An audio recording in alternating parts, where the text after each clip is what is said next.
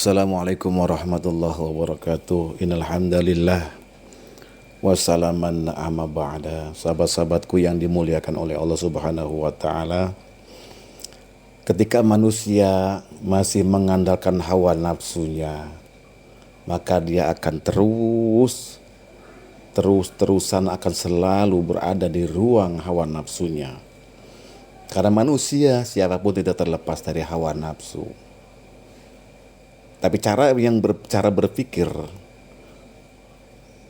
ketika kita sudah diolah, sudah masuk ke dalam sebuah thariqah, sebuah wadah penyucian hati, penyucian jiwa, maka pola pikir tentang hawa nafsu lahiriah, hawa nafsu syaitoniah harus disingkirkan dari pikiran kita. Karena itu akan membuat pemikiran menjadi kaku, akan membuat manusia selalu menuruti hawa nafsunya. Saat ketika tiba-tiba nafsu manusia menjadi biang kerok atas segala kehinaan, keruntuhan, tragedi, dan drama yang menyakitkan, apa salahnya? Kenapa Allah menciptakannya untuk manusia? Apa pula hikmahnya dan bagaimana manusia kelak mempertanggungjawabkannya? Sungguh unik bagaimana Allah menempelkan nafsu itu pada seseorang ketika nafsu harus dilawan. Coba kita tengok di luar sana. Seorang raja, seorang presiden, tantangan terbesarnya adalah melawan hawa nafsu kedirajaan dan kepresidenannya. Seorang politis dan wakil rakyat harus melawan hawa nafsu kepolitikan dan derajat keterwakilan rakyat pada dirinya. Seorang jenderal, ia telah lekat dengan nafsu kejenderalannya. Ia harus melawan dirinya sendiri.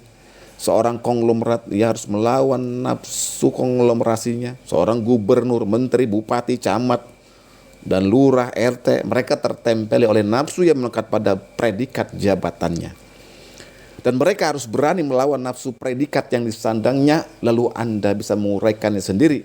Apa saja gejolak-gejolak nafsu yang senantiasa muncul di balik predikat dan jabatannya itu. Sahabat-sahabatku yang dimuliakan oleh Allah. Bahkan lebih rendah lagi ketika seorang guru, seorang ustadz, seorang kiai, seorang ulama, dan seorang mubalik atau da'i.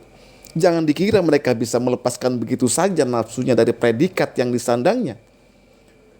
Dalam keseharian paling sederhana, ketika seorang guru berangkat mengajar, dalam hatinya tiba-tiba terbesit, aku pasti lebih pandai dari anak-anak didikku. Itulah nafsu keguruannya. Seorang penceramah tiba-tiba dengan aksentuasinya berbicara, lalu muncul sebersit kata-kata nafsu, aku lebih hebat dari para pendengar ceramahku. Mereka akan tertarik dengan kata-kata dan orasiku dan lain sebagainya. Lalu seorang ulama dengan kedudukan intelektualnya, akulah ulama, aku lebih paham mengenai dalil-dalil agama, aku lebih berhak memutuskan hukum, menjelaskan soal-soal agama dibandingkan kaum awam itu.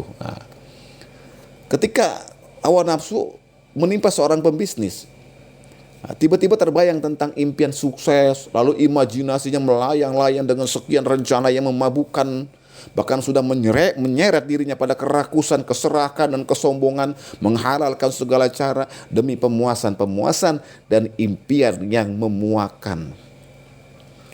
Dengan segala kealfaannya, ia memang sukses meraup segala impiannya. Begitu impiannya terwujud di dunia nyata, ternyata ia terlempar pada dunia impian yang baru, yang lebih jauh dari impian yang lama.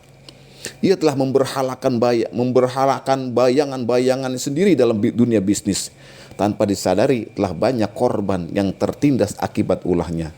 Bumi dieksploitasi sampai pada tingkat paling menghancurkan. Dan alasan utama selalu demi pembangunan, demi kesejahteraan, dan demi harkat hajat hidup orang banyak. Nah, mari kita tengok dunia eksotik. Beribu-ribu industri seks dengan dunia perempuan seperti supermarket, didukung teknologi seluler dan perangkat komunikasi satelit yang begitu canggih. Luar biasa. Bagaimana eksploitasi nafsu syahwat yang telah menjadi komoditas hewaniah manusia hingga mencapai tingkat maniaknya menjadi instrumen iblis paling canggih. Sahabat-sahabatku yang dimuliakan oleh Allah, pada akhirnya kita mencapai kesulitan yang tinggi untuk mengurai benang kusut yang telah berbiak seperti jaring laba-laba, bahkan menyebarkan virus yang sulit dideteksi manusia modern sekalipun. Padahal di sejumlah ayat Al-Quran Allah Ta'ala menyebutkan nafas dalam mayoritas ayat-ayatnya lebih bermakna sebagai diri, bahkan jati diri. Namun manusia telah membangun struktur nafsu menjadi biang dari degradasi jati diri manusia dengan mengikuti selera nafsu yang syahwatiyah, nafsu yang ammarah, dan nafsu yang lawamah. Karena itu Ibnu Athaillah As-Sakandari mengangkat wacana nafsu ini begitu indahnya dalam kata-katanya. Asal usul kemaksiatan, syahwat, dan kealfaan adalah kerelaan atau pemanjaan terhadap hawa nafsu.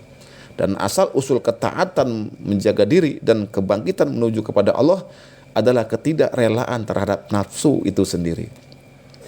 Duhai, betapa seringnya diri ini memanjakan nafsu dan betapa jarangnya kita menjaga jiwa untuk bangkit menuju Allah. Demikianlah, semoga bermanfaat. Wassalamualaikum warahmatullahi wabarakatuh.